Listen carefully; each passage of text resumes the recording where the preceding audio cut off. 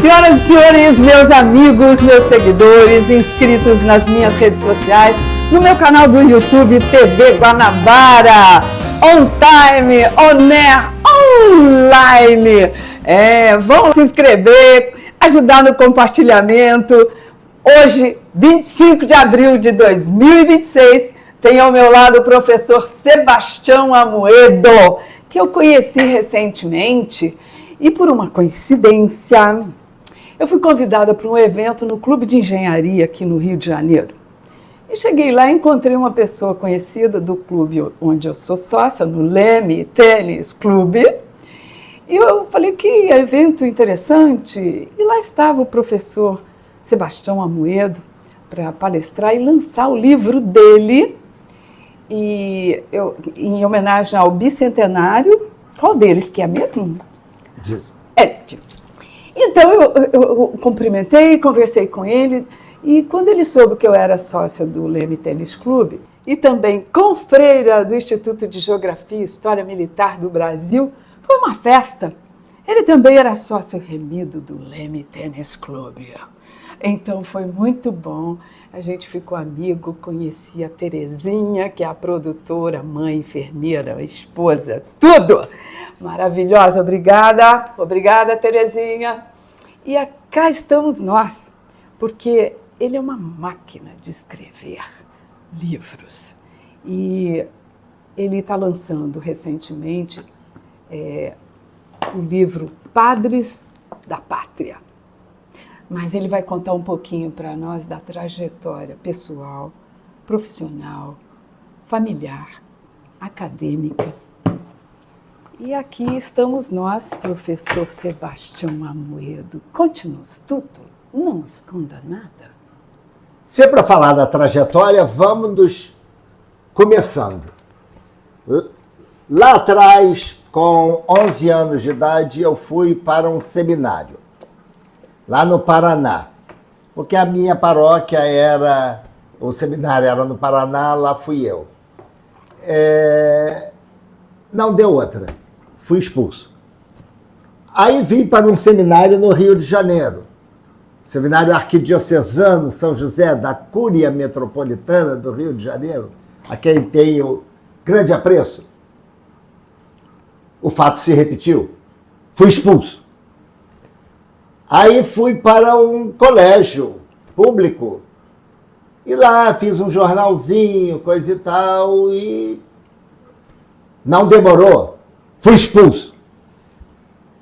Mas cheguei, depois de toda essa trajetória, que eu diria tumultuada, a professor universitário, professor concursado da Universidade Federal do Rio de Janeiro, e me aposentei um pouquinho antes da pandemia. E aí, durante a pandemia, o que fazer? O que fazer? Não é? E comecei a me dedicar um pouquinho aos estudos teológicos iniciados lá aos 11 anos de idade. E que nunca deixei, sempre acompanhei. Já que foi citada a minha mulher, Terezinha, nós dois fomos à Índia, onde pudemos estudar um pouquinho sobre os deuses da Índia. Enfim, sempre houve um interesse muito grande para as questões de natureza metafísica. E aí estou lendo durante a pandemia, que vinha em 22, aos 200 anos da independência, e notei que o governo brasileiro não poderia fazer nada, porque era um período eleitoral. E qualquer coisa que fosse feita seria considerado manipulação política. Com isso, através da Associação de Antigos Alunos da UFRJ, que eu presido, que eu fundei e presido, criamos, então, a Congregação do Colar do Mérito, Pedro, o Libertador.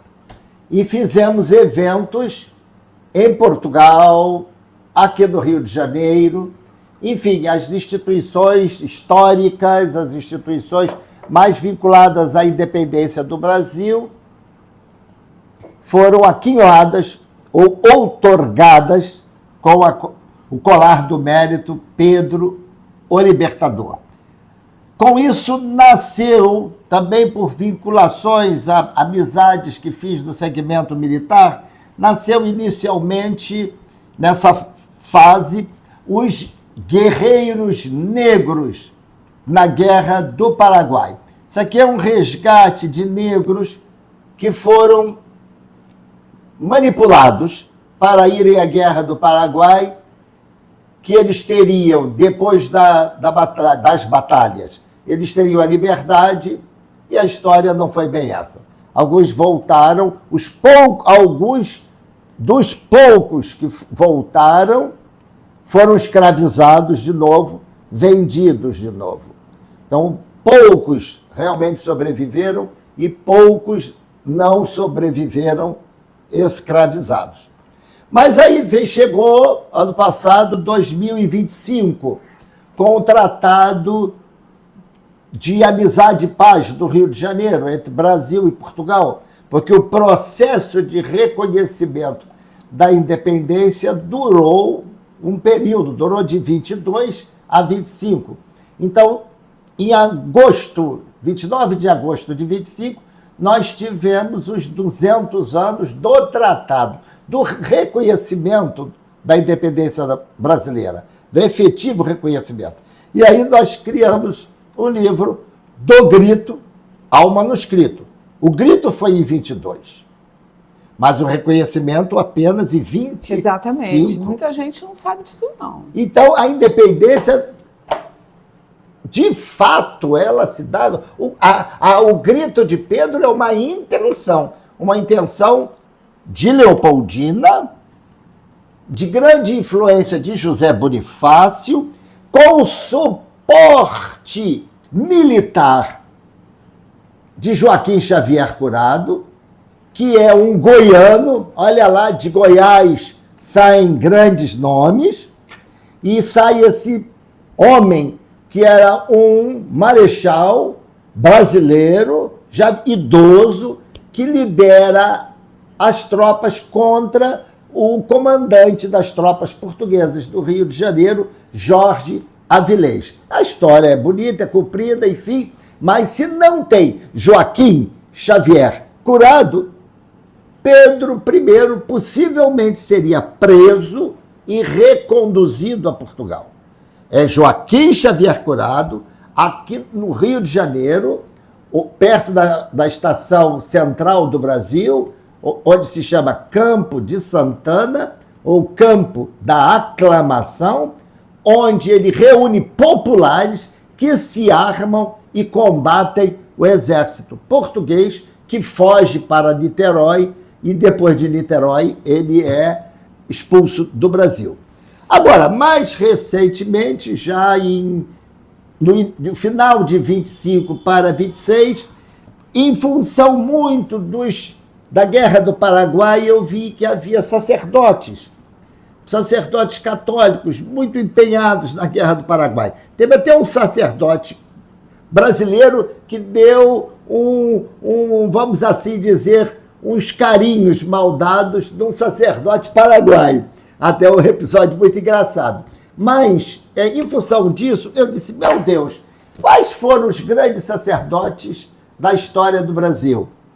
E aí saiu Padres da Pátria, onde nós temos aqui 111 nomes. Faltam ainda outros tantos. Nós, numa segunda edição, haveremos de colocar mais 20 ou 30, enfim. Mas aqui estão 111 sacerdotes, cada um com uma trajetória diferente do outro, cada um mais bonito. E aí, Marta, se me permite, houve um problema sério com esse livro, porque as freiras, as mulheres dedicadas à vida religiosa, disseram, e nós? Só tem homem nessa história? Então, está em fase já final de diagramação, Madres da Pátria. Eu não disse que ele era uma máquina de escrever, ele não falou ainda dos outros livros, porque você me disse que tinha escrito 7 livros. Aqui temos 3. Aqui tem 3, o Padres, o Do Grito ao Manuscrito e os guerreiros negros, não é? Tem vindo mais dois, que é as Madres da Pátria e um que está já na máquina, sendo impresso, que é a Boa Fé. A Boa Fé conta a trajetória do cristianismo no Brasil. A chegada dos primeiros sacerdotes, os missionários, principalmente jesuítas, e trabalhando com os tupinambás. Depois, a chegada dos escravizados, que foram de três regiões diferentes de África, que dão, inclusive, 3 matrizes diferentes de religiões africanas. A gente acha tudo que é candomblé. O candomblé é a última matriz. Há as religiões chamadas de Angola, que são religiões diferentes. Nesses negros também é uma coisa curiosíssima, que são os negros muçulmanos, os malês, que deram uma grande contribuição, inclusive na formação das ordens terceiras de homens negros, que tem na Bahia, Recife, Rio de Janeiro, várias cidades do país. Eles começam em São Salvador da Bahia com muçulmanos cristãos novos. Né? O cristão novo não era só judeu, podia ser também de origem muçulmana. Depois nós temos os judeus, que chegam aqui desde a invasão holandesa no Nordeste, que fundam a primeira sinagoga em Recife, e que depois, com a expulsão dos holandeses, os judeus que tinham posses financeiras fugiram para uma cidadezinha ao norte da América, uma cidadezinha boba chamada Nova York. Sabe? Aí eles foram para lá, Nova York. São tudo do Recife. E os judeus menos favorecidos fugiram pelo interior do Nordeste. Portanto, o Nordeste brasileiro é pleno de mussurumins, ou seja, daqueles judeus que se escondiam das autoridades. Estou tudo falando sempre desse livro, A Boa Fé. Depois chegam os migrantes após a abolição. Posso fazer um parêntese, professor? Enquanto o senhor estava falando sobre os judeus do Nordeste, é muito importante que todo mundo saiba que existe um site dos Mormons chamado FamilySearch.org. Ali você conhece todos os seus antepassados, é um site de pesquisa gratuito e é importantíssimo para quem gosta de história, antropologia, arqueologia, sociologia, teologia, e são bilhões de títulos de trabalhos acadêmicos, livros bíblicos, históricos.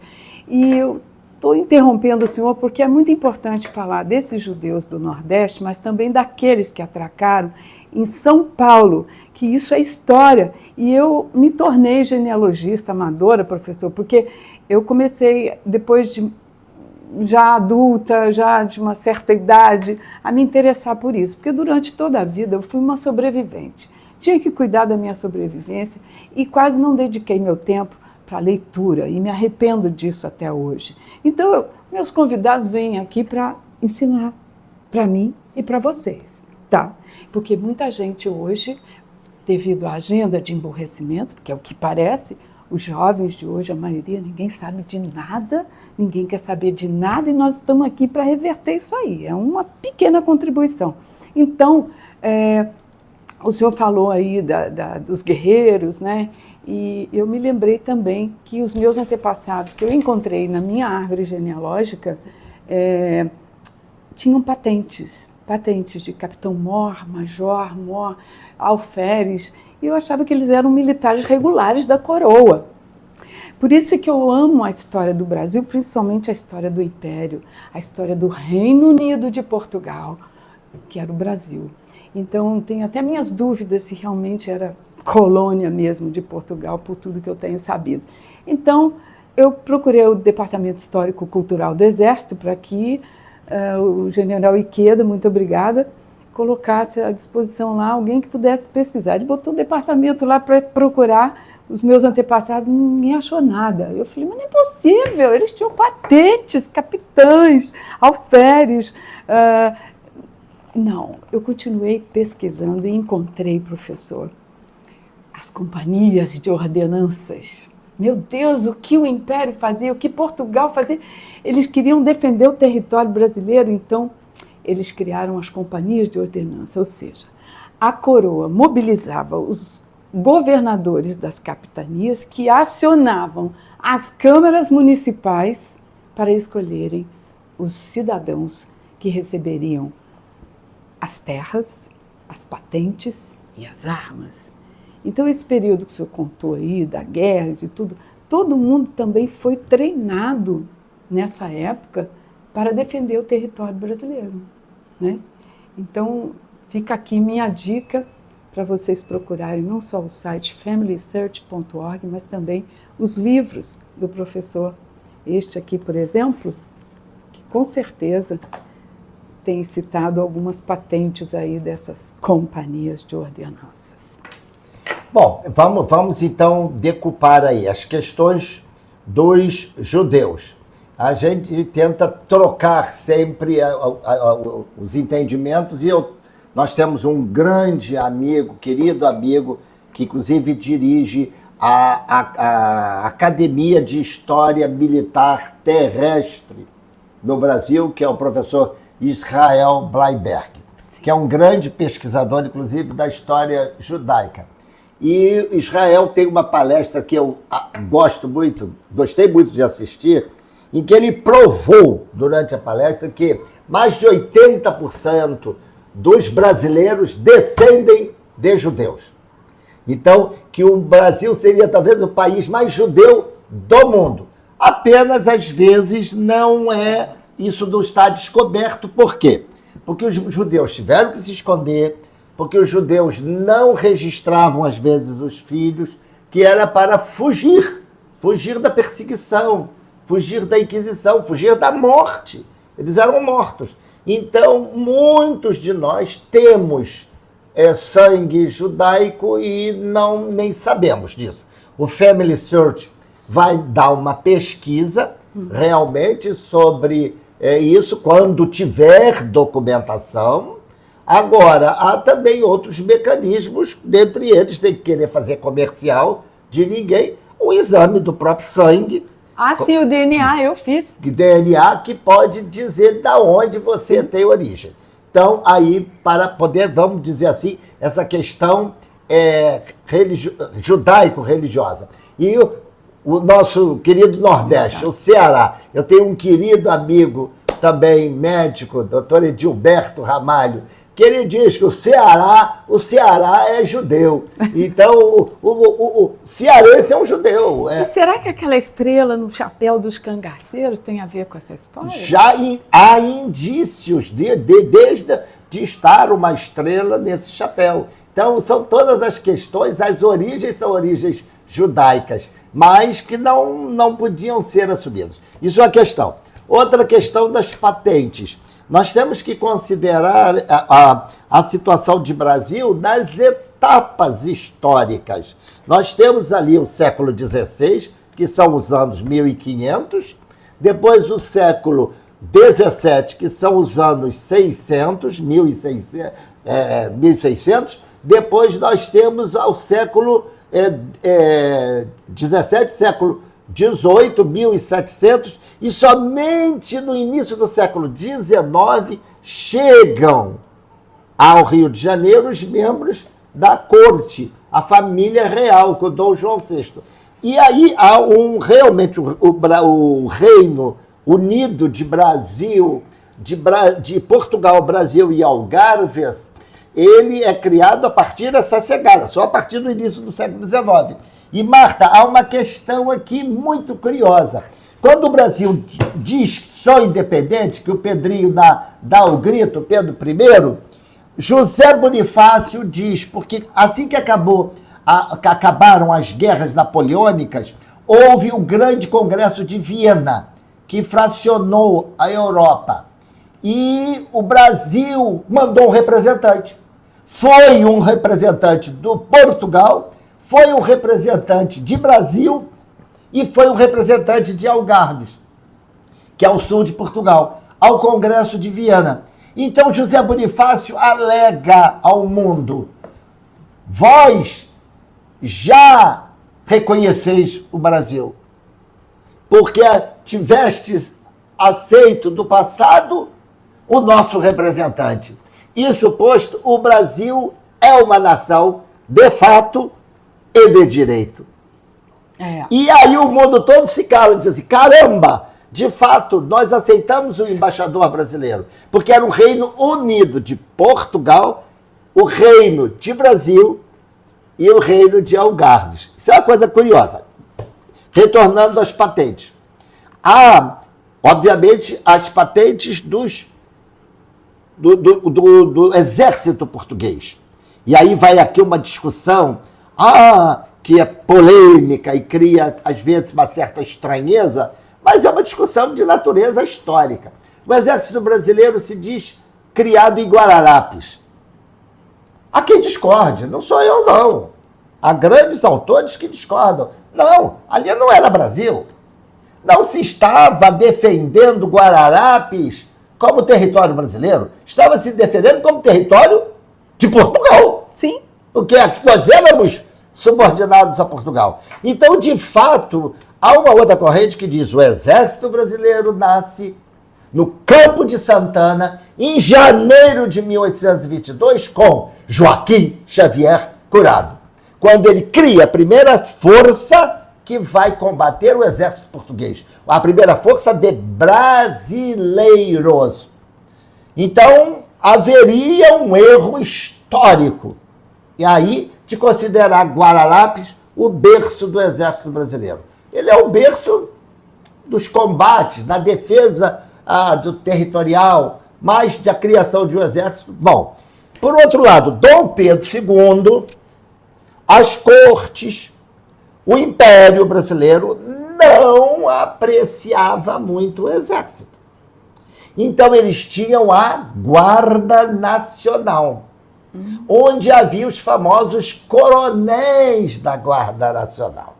Tanto é que, quando chega a Guerra do Paraguai, os convocados, havia um exército bastante modesto, mal treinado, mal letrado, e havia a Guarda Nacional. E aí os filhos dos coronéis do interior, não é? Os grandes fazendeiros, os homens ricos, foram convocados para a Guerra do Paraguai. E o que eles fizeram? Saiu uma lei em que eles, em vez de irem, eles podiam apresentar um escravo para ir no lugar deles. Então, o filho do coronel lá, fulano Odorico Paraguaçu, o filho do Odorico não ia à guerra, mas mandava um escravo no lugar dele. E aí, para completar, botar cereja no bolo. Essa gente toda vai lutar no Paraguai, começa a escutar, porque a América Latina estava em ebulição independentista, para ficar independente de Espanha, criando os países da América do Sul, e aí eles já voltam com aquela pulguinha atrás da orelha de criação da República. E aí vem o famoso, que meus amigos militares ficam zangados, o famoso golpe de 15 de novembro, sim, em que expulso o imperador na calada da noite. Eu fico imaginando a dor de Dom João VI. Ter o filho, ter que sair, e mais, eu fico imaginando também o que aconteceu com Dom Pedro II também. Mas, voltando aí nas companhias de ordenanças, não foram só os negros convocados, eles eram os cidadãos que recebiam as terras, as patentes e as armas, eles treinavam brancos, índios e negros. Eram todos cidadãos, porque era muita gente lá de fora querendo tomar o território. Inclusive a Espanha, a Inglaterra, os franceses, os holandeses. Para todo lado tinha gente querendo entrar. Inclusive, eu retroajo um pouquinho aí, no meu 12º avô, o Antônio Raposo Tavares, que todo mundo chama ele de genocida, disso, daquilo. Realmente era uma guerra para a ocupação do território, porque depois que tudo ficou público, Portugal mandou, sim, gente para defender o território como os bandeirantes. E não só contra vários outros países, mas também contra a coroa espanhola. Porque aquela história polêmica, inclusive entre mim e você, das missões, porque ele é acusado de ter exterminado as missões. Mas, por outro lado, existe também uma tese aí de que os jesuítas, né, erguiam as igrejas, mas erguiam os canhões também ao lado, e eram prepostos da coroa espanhola. Pronto. Essa é uma questão bastante delicada, realmente, dos prepostos. Nós tivemos... eu não, vamos assim dizer, não me dediquei profundamente ao estudo das missões nesse sentido político dos jesuítas. O que eu li era do quanto houve até um sacerdote que levou milhares de guaranis pelo interior da floresta para fugir exatamente dos bandeirantes que queriam escravizá-los. Há 2 grandes sacerdotes, um Montoya e um outro, que são mortos nesse período de defesa dos índios guaranis, que geraram aquele filme A Missão, que é muito bonito lá. Jeremy Irons e quem mais? Agora fugiu o meu nome. Enfim, vale a pena esse filme ser visto, e aquele é um fato histórico. Quem for a Foz do Iguaçu vai ver lá no Parque Nacional de Iguaçu, lá um nicho onde fala do filme A Missão, enfim, e o quanto ele foi catapultou Foz do Iguaçu num cenário turístico internacional. Eles lutam, mas houve realmente no início, porque é o seguinte, o Pero Vaz de Caminha, estão cá a lembrar do Pero Vaz de Caminha, que é aquele cidadão que vinha escrevendo tudo, era um escrivão, não é? Que faz a cartinha para o rei, e ele diz, Pero Vaz diz 2 frases fortíssimas na sua carta. Um diz, eu não sei se tem ouro, mas, e nela plantando, tudo se dá. Essa frase atrai a cobiça do mundo. Desde que o mundo é mundo, ele precisa de alimentos. Então a Europa disse, então lá tem comida, nós podemos arranjar comida, alimento para o povo. E aí depois ele encerra, mas o mais importante, majestade, é salvar as almas dessa gente. E aí, imediatamente, o rei de França manda os queridos frades capuchinhos para uma região onde nós já conhecemos hoje como Maranhão, e eles fundam uma cidade chamada São Luís, em homenagem a Luís XIII. E eles oferecem armas de fogo aos índios para que pudessem ali implantar uma colônia francesa. A manipulação política com os sacerdotes durante o século XVI, né, 1500 e tanto, isso eu estou falando aí 1500 e pouco, e o século XVII, essa manipulação aconteceu.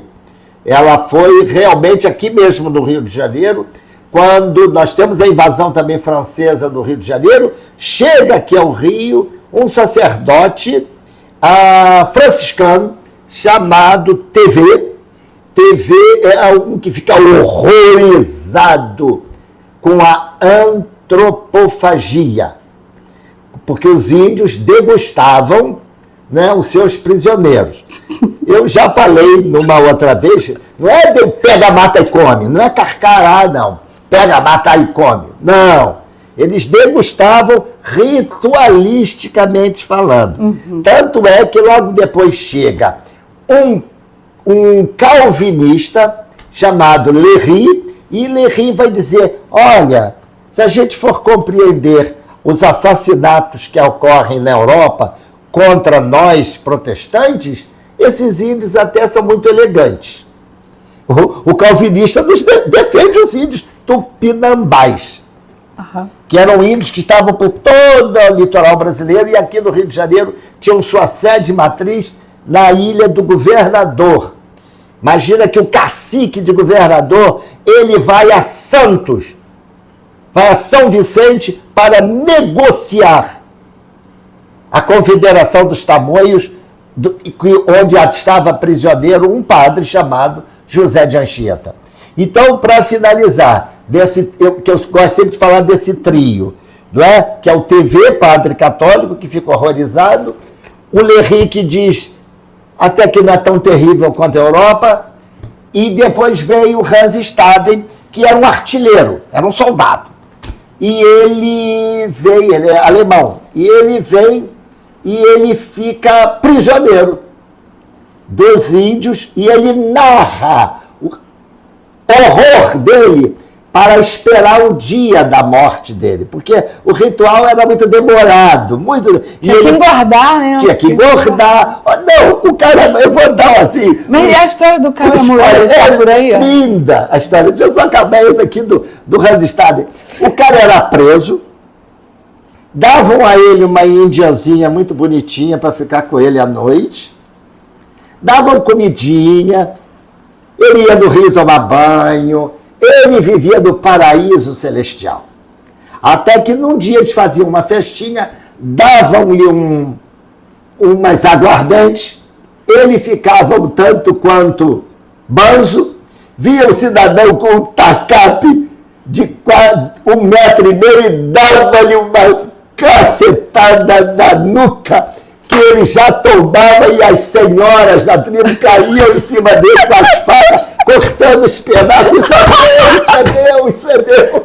O Hans Staden narra essa antropofagia, que depois vai ser revigorada da antropofagia cultural, quando nós vamos pegar o que veio de fora e, vamos assim dizer, degustar, né, um super-homem, a Mulher Maravilha. Isso tudo é a antropofagia cultural. Mas isso é outra... mas lá onde são produzidos a maioria desses filmes também tem umas histórias muito macabras, né?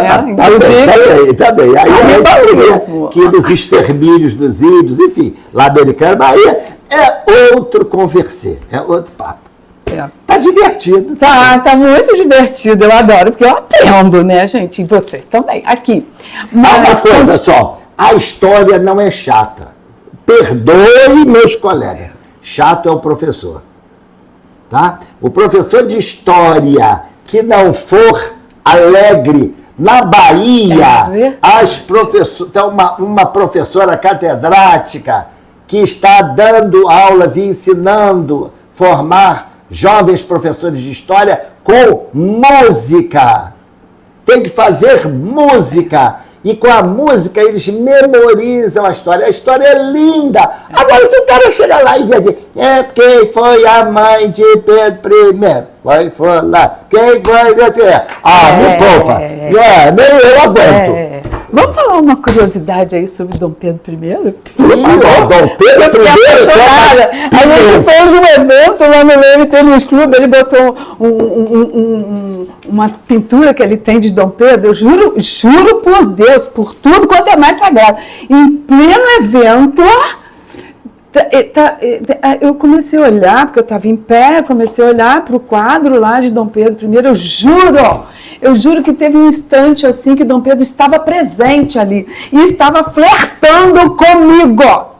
E eu comentei com ele, conta o que Dom Pedro fazia. Olha só. Quantas mulheres ele teve. Você caiu no papo do Pedrinho. Caiu? O Pedrinho, esse é o lado, vamos assim dizer, não vou poupar dos assuntos sórdidos. Não vou poupar. Não, conta tudo, vai. Pedro, não há um registro oficial de quantos filhos ele teve. Uns dizem que foi 30, outros dizem que foi 40, Tem gente até que diz que foi em março. Aqui no Rio de Janeiro há uma paróquia num bairro chamado Engenho Novo. E lá tem um livro de batismo. E ele foi padrinho de inúmeras crianças no Engenho Novo. Então, há uma corrente que acredita que todas aquelas crianças que Pedro de Alcântara, de Bragança e Bourbon foi padrinho, eram filhos dele. Dom Bertrand sabe disso? Deve saber. Agora, Ele não sabe deve gostar da história. E aí, por que ela caiu lá no papo do Pedrinho? Só na foto, hein? Por que o Pedro fazia sucesso com as mulheres? Primeiro, ele não era um homem tão feio assim. Razoável. Ele era, para o padrão da época, um homem muito alto. Não seria hoje, mas é um homem muito alto. Era um príncipe, né? Toda mulher gosta, com todo o respeito dele. Pode olhar aí. Um príncipe, né? Aquele sonho da Cinderela, do príncipe vir dar o beijinho, esse mito do príncipe. Enfim, poderoso. E ele fazia uma coisa que nenhum homem fazia. Nenhum homem na época fazia o que Pedro fazia. Diga lá. Ele tomava banho. Cheiroso. Era cheiroso. Cheiroso, gostoso, inteligente, importante. Ele foi criado com índios da fazenda de Santa Cruz, aqui no Rio de Janeiro, que era uma fazenda do Estado, uma macro fazenda, uma macro imensa fazenda aqui em Santa Cruz, que só sobrou lá o comandozinho lá do batalhão de engenharia, no bairro de Santa Cruz. Tanto é que atualmente Santa Cruz é chamado bairro imperial, igual São Cristóvão, porque lá era Santa Cruz. Muitos dos decretos de Dom João VI são assim: Santa Cruz, em tanto do tanto, não é a terra de Santa Cruz. É Santa Cruz aqui no Rio de Janeiro, fazenda de Santa Cruz. Então o Pedro foi criado com crianças, filhos de escravos e filhos dos índios. E eles todos pulavam no rio para tomar banho, para nadar, para brincar, e tudo pelado. Então o Pedro gostou da água, ele gostava de tomar banho. Segundo, ele foi criado sem a mãe. Consta que a mãe jamais o pegou no colo. Nossa. Jamais. Que dor. E com poucas atenções do pai, que estava vinculado com a política. E ele, na fazenda, ele via os animais procriarem. Ele via o touro com a vaca, ele via o garanhão com a égua, ele via o cachorro com a cadela. Ele gostou. E ele não tinha preferência. Etnia, para ele, não importava. Idade, para ele, não importava.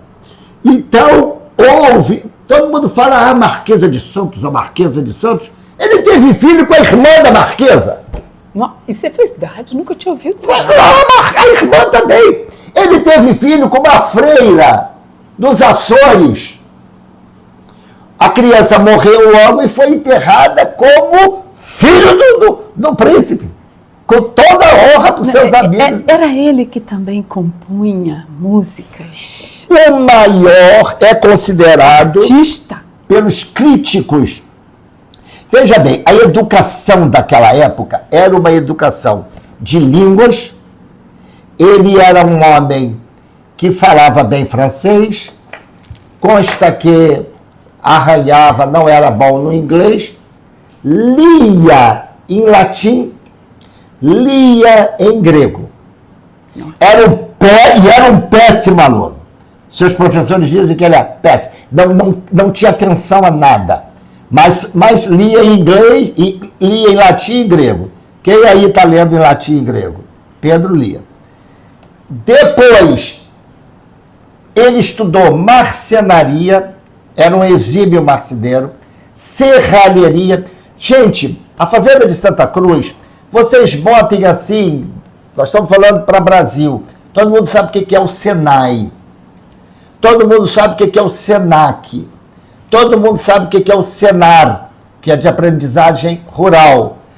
A fazenda de Santa Cruz era tudo isso, e mais alguma coisa. E ainda tinha música. Pedro estudou música. A Fazenda de Santa Cruz tinha uma orquestra. A Fazenda de Santa Cruz tinha um coral, professores de música. Ele sabia, então ele escreve grandes músicas.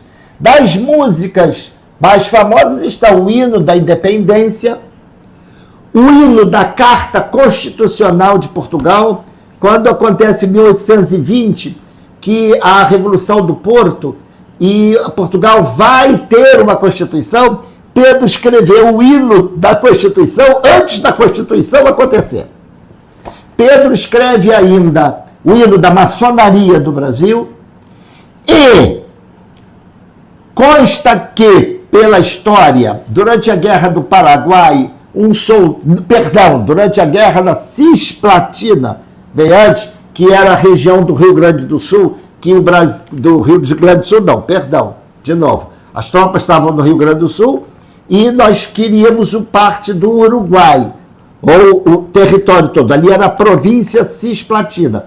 Com a queda de Napoleão e a prisão dos reis de Espanha, do rei de Espanha, aquela região ficou meio assim à mercê. A Argentina queria o pedaço do Uruguai, o Brasil queria o pedaço que é o Uruguai, que era a província Cisplatina.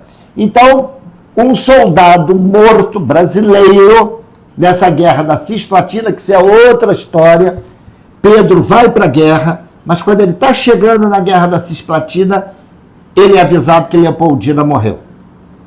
E ele aí retorna às pressas ao Rio de Janeiro, ela foi embalsamada, para esperá-lo, para ele ir ao sepultamento.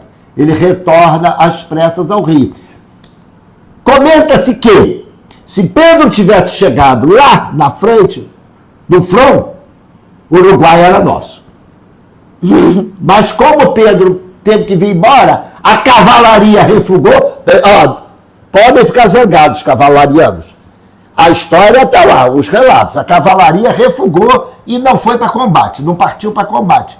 E houve uma batalha terrível que a Argentina diz que ganhou, o Brasil diz que ganhou, mas morreu todo mundo. Ou quase todo mundo. E num soldado morto, brasileiro, dentro da mochila do soldado, tinha uma partitura de música. Nossa. O soldado argentino pegou aquela partitura, levou para a Argentina. Na Argentina, essa partitura foi registrada. E tem um nome, você pode ir aí no Google, bota aí no YouTube, Marcha de Ituzaingó, com Z de zebra. Ituzaingó, que é a Batalha de Ituzaingó.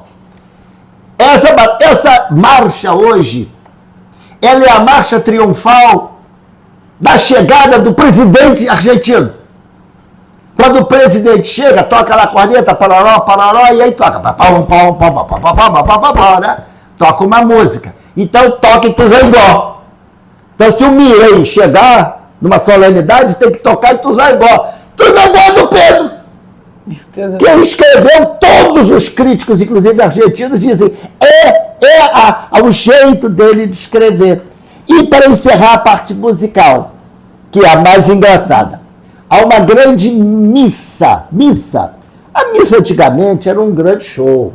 Tu não tinha celular, tu não tinha WhatsApp, tu não tinha televisão, rádio. Então, qual era a diversão do domingo? E a missa.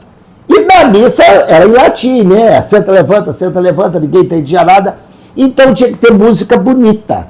A missa levava 3 horas, mas era bonita. Então tinham grandes músicos. Então ele escreve uma missa inteira.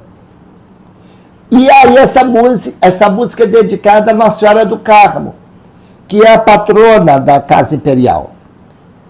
Quando ele grita a independência, sobe ao trono do Vaticano Leão XII.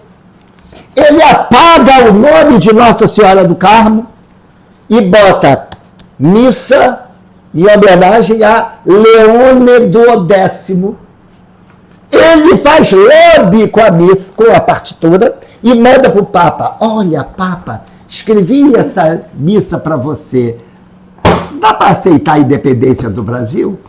Então, é um lobista musical, acima de tudo. E para realmente encerrar a parte musical, Leopoldina escreve ao pai: acabo de te enviar, meu querido pai, que era lá da Áustria, uma sinfonia escrita pelo meu marido.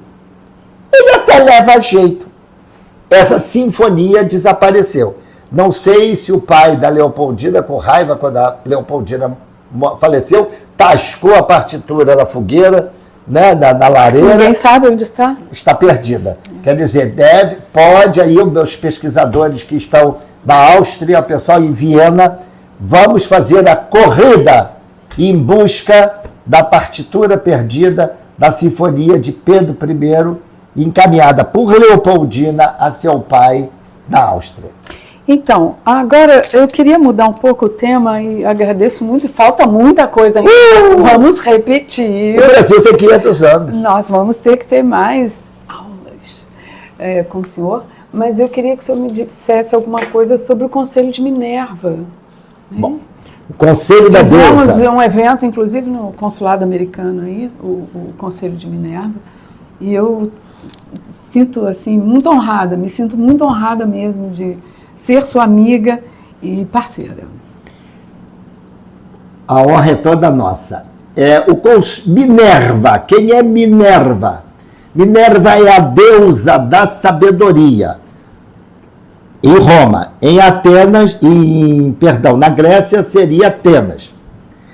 Por que a deusa Atena é a patrona da Grécia? Consta que houve uma disputa de Atenas e Apolo, ou outro deus, não me lembro agora direito. Quem é que vai ser o deus da Grécia? E o deus então chegou, ofereceu o cavalo, criou o cavalo e deu o cavalo aos gregos. A Atena disse: criou a oliveira e deu um ramo de oliva com azeitonas para os gregos, onde veio o azeite grego. Então, com isso os gregos preferiram o azeite, as azeitonas, a oliveira, ao cavalo do outro deus. Então ela é Atena, por isso que tem muita imagem da deusa com o cavalo. Ela, em Roma, ela é Minerva. A data dela de festividade é 19 de março. A Igreja Católica Apostólica Romana, Paulina, que é de Paulo, acima de tudo, isso é outro debate, ela vai botar Minerva vai botar São José no dia de Minerva. Porque Minerva, ela é deusa do conhecimento, da educação, por isso universidades têm Minerva, os cursos de engenharia têm Minerva, e ela também é deusa do artesanato e do trabalho. Vai daí São José. E aí eu preciso contar uma outra historinha do artesanato. Consta que havia, isso é uma historinha da carochinha, para falar uma briga entre os tapetes turcos e os tapetes gregos. Enfim, é uma questão de tapeçaria. Havia uma tapeceira fazendo seus tapetes. E aí ela falava para todo mundo: eu teço melhor que Minerva.